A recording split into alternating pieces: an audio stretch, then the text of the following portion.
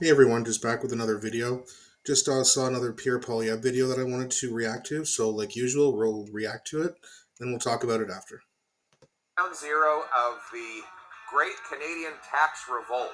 Here I am in St. John's, Newfoundland. Behind me is the provincial legislature. Why did I choose this place for this video? Well, because as Justin Trudeau's April Fool's Day 23% carbon tax hike comes closer, Liberals are on the run. In fact, the Liberal premier here, who formerly supported and even implemented a carbon tax in this province, has now done a full flip-flop. And he has, in the lead up to his provincial election, written a letter to Trudeau saying, spike the hike on April 1st. This joins with 6 other provincial premiers from across the country who are mounting pressure on Justin Trudeau. Now, you'll say he'll never back down. Trudeau and the NDP are so greedy, they want every penny they can get. Well, the latter is true, but they will back down to save their jobs. We saw it when they had to temporarily take the carbon tax off home heating oil, not because they wanted to, but because common sense conservatives led a major tax revolt to take the tax off and keep the heat on. Well, this kind of tax revolt is in full swing again. A majority of provinces, 70% of premiers and 70% of Canadians say they want to spike the hike. And common sense federal conservatives will have motions before Parliament next week to do exactly that. So we're calling on you to join this tax revolt. If you want to spike the hike, call your MP. Protest outside of NDP Liberal constituency offices. Share the message with friends and neighbors. Sign our petition so that we can keep you informed and we can build this movement. I can't do it without you. If you want to afford food, homes, and gas, you need to join with us in this great Canadian tax revolt to spike the hike and axe the tax. Let's bring it home. So again, another well put video by Pierre Poilievre just talking about these ridiculous tax hikes. I talked about this before in my last video, or my second last video. April 1st, another 23%. So they're going around trying to get people to sign the petitions. I've signed it. I suggest you sign it as well. I don't know if that'll actually do anything to get anything done in Parliament, but you gotta try something, I guess, right? Because the Liberals and the NDPs, their coalition, they're just going to do what they want unless they think it's going to threaten their job. Now, apparently that hasn't stopped them before because you see their numbers just plummeting, but they know that this might put even more people, the very few supporters that they do have left, over the top, and they might also leave to vote for the Conservative Party. So they might do it just to try to save their job or just to try to improve their approval rating, but I don't see it working.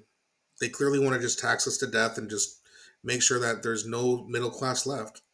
Ever since Trudeau's been in charge, the whole middle class disappearing conspiracy theory that I used to think about probably when I was 18, 19 years old really kind of expedited and started to really move forward here. You can kind of see it happening with Stephen Harper in office, but ever since Trudeau has come in, I mean, everything's doubled. Interest rates are up. Inflation has been, for the most part, up. Rent has doubled. I mean, it's crazy. So they just seem to not care about the middle class, and that is the heart of Canada. The heart of any country really is a thriving middle class, but they don't really care about that. They just want you to be either rich or poor, and because it is hard to get rich, they're going to make it so that most people end up poor, and then eventually you won't have middle class people, middle class families anymore. You'll just have people who are just barely hanging on. You have to work 2 jobs just to afford a crappy place, probably owned by BlackRock or some company who's owned by BlackRock. And we're just going to essentially be living in a state where the corporations own everything. And again, we're seeing that there. Most food manufacturers are owned by one company. I mean, there's like 5 altogether in North America, or at least America and Canada, that kind of just, they own everything.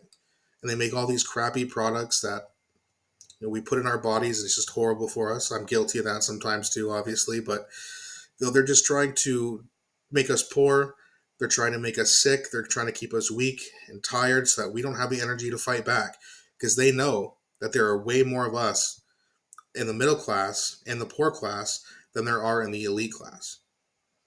But when they keep oppressing you in these ways, it makes it harder and harder for us to fight back. So that's why you're seeing people kind of just give up. But that's one of the reasons I wanted to create this channel, because I know that more and more people need to speak up. I used to think, well, I don't need to speak up. There's enough people doing it. There's not enough people doing it, because there's still way too many people who are just stuck in the matrix, if you will. And you got to realize that these people are not here to help you. The government is not here to help you. Even the conservative government, I will admit that. They got the hype train right now, but I've said this many times. I'll say it again. I don't fully trust Pierre Poilievre either. I think some things will get better. He'll give you something, but then what's he going to take away? And how much of it is he going to take away? Is he going to continue to fund wars? Probably. Just admitted again the other day that he stands with Ukraine. That means less money for us, more money for Zelensky, more money for that army, which has, let's just say, questionable people in it. The kind of people that Trudeau likes to give a standing ovation to. Remember those people? Yeah. They seem to have a lot of those people, neo versions of those people in their army, which is very interesting to support that. But anyway, it doesn't matter. I mean, these are politicians. Hopefully, financially, things get better under Pierre Poilievre, but who knows? Who knows how much it'll be? It's certainly, we're not going to be going back to where you can get a one-bedroom apartment for $700-800. I don't see that happening. It should, but all Pierre Poilievre has to do is just make things a little bit better. And next thing you know, it's like, well, hey, I'm doing better than Trudeau, so you can't complain. And fair enough, but just because you're doing better than Trudeau doesn't mean that you're doing enough. Now, these are all predictions, of course. Pierre Poilievre is not in office just yet, but he likely will be. And when he is, we need to make sure that we not only continue to hold him accountable, and not just him, his whole cabinet, your MPs, your local MPs, like he said, you have to voice your displeasure to these people. So when Pierre Poilievre gets into office, just remember, we as Canadians absolutely need to hold him accountable just as well.